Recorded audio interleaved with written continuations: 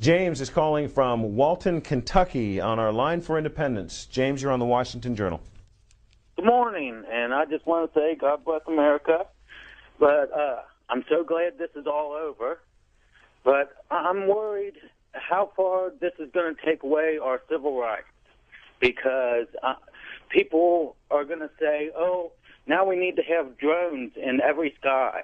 And we could have caught him so much easier if we had drones canvassing the neighborhood. And then if it was black powder that they used in the bombing, they might say, okay, let's restrict all reloading powder sales and let's restrict all shotgun shell sales. What do you think about that? Well, why do you think that that's going to be necessary, James? Well, I don't know. It's just a lot of stuff on the internet. People are pointing that out, that this might be part of a bigger agenda to further taking away our rights. That this might have been an inside job, that Blackwater operatives were seen at the Boston Marathon. It just really has me worried. All right, that's James in Walton, Kentucky. Next up is Kurt in Wilmot, Ohio, on our line for Republicans. Kurt, you're on the Washington Journal. Good morning. Yeah, I'm pretty much in agreement with what was previously just said. All anyone has to do is, anybody's out there listening, take a look and Google up Operations Gladio, Operations Northwoods. And I was watching Infowars.com just as this was beginning, and within about 3 minutes after them exposing all the Navy SEALs who were standing at the finish line, within about 2 or 3 minutes, Fox and CNN both started to change their stories.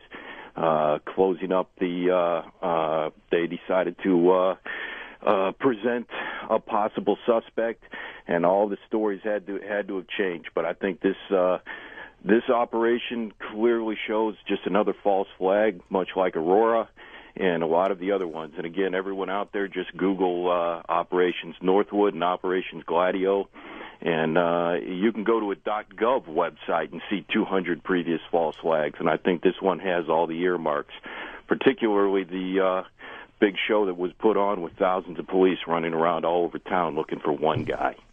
That's all I had to say. That's Kurt in Wilmot, Ohio. On Twitter, we've got this tweet from Don Ritchie, who writes, "When did we vote to give police the authority to shut down a metro area and lock millions in their homes to catch one criminal?" Hey, Scott, as a defense attorney, talk to me about this item here in this morning's New York Times, where they say a federal law enforcement official said he would not be, this is Johar Zarniev, would not be read his Miranda rights because the authorities would be invoking the public safety exception in order to question him extensively about other potential explosive devices or accomplices and try to gain intelligence. I don't agree with that. I think everybody should be given their Miranda rights. So if he's not given his Miranda rights, then can they not? They can't use anything that he talks to them about in a trial. Should this case go to trial? Correct? That's correct. And that's why I said that everybody should be given their Miranda rights. Even the ones that are down in Gitmo. All those people should have been given Miranda rights and everything else. All right. Because that's how America works. More tweets coming in at C-SPAN WJ.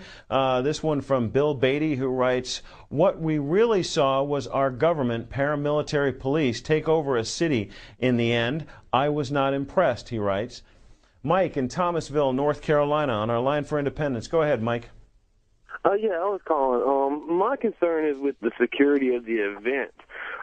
With all the private security they have from Kraft International that was 20 feet away from where the bombing happened in the first place, and the fact there are other bombs found up the road, this has actually come off the police scanners itself. There was not any suspicious packages. It was actually devices that were found, and they're not telling anybody about.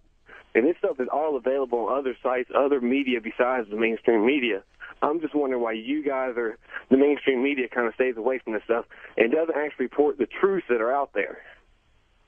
Next, we're going to go to George in Staten Island, New York, on our line for Republicans. Good morning, Joe. George, sorry. Hi, good morning. First, I'd like to say I think it's unbelievable that a U.S. citizen is not being Mirandized on U.S. soil. The Fifth Amendment says no person shall be held to answer for capital or otherwise infamous crime unless on a presentment or indictment of a grand jury, except in cases arising in the land or naval forces or in the militia, which obviously this is not. You're setting an unbelievable precedent. It's horrible. Second, I'd like to say the fact that almost 400 people have been killed by U.S. and NATO planes in the past 3 days while they've been searching for these people in Pakistan. It's crazy. And third, I don't understand how anyone believes this. There's been 25 terrorist attempts since 9/11, and 23 of them, the FBI openly involves giving them the materials, the equipment, and then calling it off at the end. This goes through. You have special forces and soldiers all over the place. You have 1 million people being taken out of their homes. Nothing like this has ever happened in the history of the world, and people are okay with tanks rolling down their streets. This is unbelievable and unnecessary for one suspect. How anyone can take this, I don't understand, but we'll see what happens. Our next call comes from Dan in Georgetown, Massachusetts, on our line for Independence. Dan, you're on the Washington Journal. Thanks for waiting. Hi, thanks for having me on, and my condolences to all the victims at the marathon there. But, you know, unfortunately, I'm going to have to side with the last caller there with this fact that the FBI has been creating situations where they can, you know, lock people up by starting a terror event, supplying weapons, giving them to patsies to later arrest, so we can have headlines of how we're protecting America and arresting these people. Several callers are correct. There were private contractors. I guess the name is the Craft, which, you know, Blackwater has changed, but they had the same insignia of a skull on their hat, and they were all over the finish line area. I mean, you can get on the net and look. There's we have witnesses. The coach from the University of Memphis stated that there were announcements made before the explosions went off that for people to stay calm, and this was part of a drill. During all this time, several explosions went off during Boston. Apparently, you know, what were they doing? What were all these explosions going off as they were trying to find the killers? Dan, before I let you go, where is Georgetown in relationship to Boston and Watertown?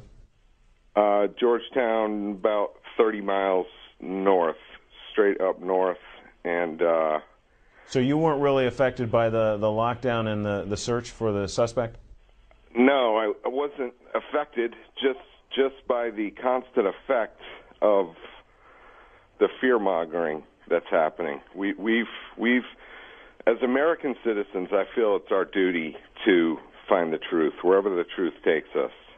Dan in Georgetown, Massachusetts. When a tragedy like this happens, with public safety at risk and the stakes so high, it's important that we do this right.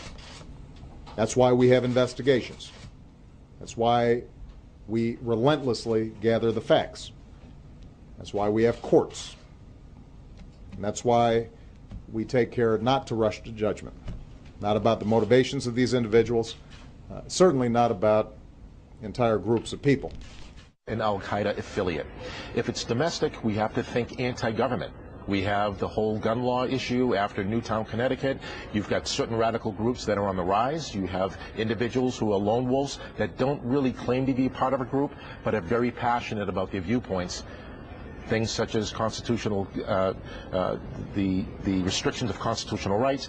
Those are some of the different ideologies that radicals and radical groups will tend to look at in their anti-government focus. And if we're to look at domestic types of groups, let's not forget that we had the Oklahoma City bombing. That was in April, and now it's Patriots Day. Could this be one of those hot-button months, hot-button times for those types of domestic groups?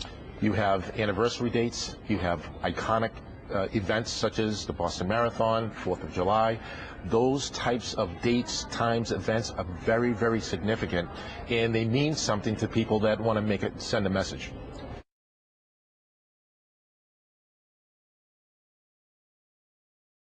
You see this? This is after the explosion. After both explosions. But this guy left the scene with his backpack on. You zoom in and you define it. His elbow cuts up right here, and that is his backpack on his back. He is leaving the scene with his backpack. As for his brother, I'm not sure. He's not in the frame. But the two explosions that went off, they're trying to say that they were set there by these two men from both their backpacks. I'm telling you right now, it's a lie. And I'm showing you proof right here in front of your face. I can't give you any more information to let you know that this is a false flag, other than the guys that they're trying to tell you right now are the men, and they know they're not. They're not. You want me to show you who is the man? This man. Same guy I pointed out to you right here.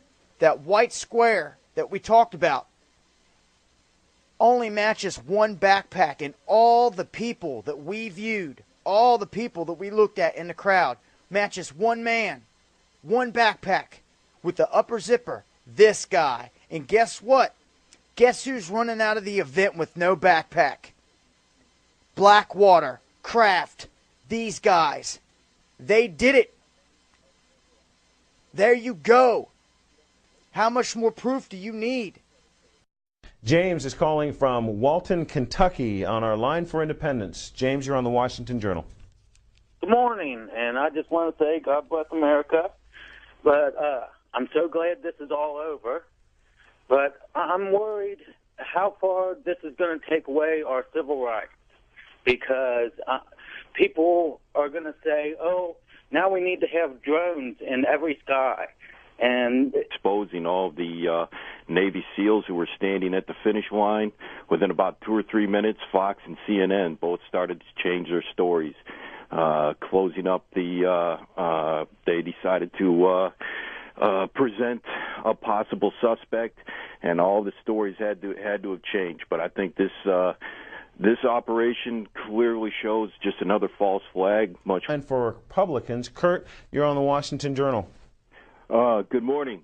Yeah, I'm pretty much in agreement with what was previously just said. All anyone has to do is, anybody out there listening, take a look and Google up Operations Gladio, Operations Northwoods, and I was watching Infowars.com just as this was beginning, and within about 3 minutes after them... I don't know. It's just a lot of stuff on the Internet. People are pointing that out, that this might be part of a bigger agenda to further taking away our rights, that this might have been an inside job, that Blackwater operatives were seen at the Boston Marathon.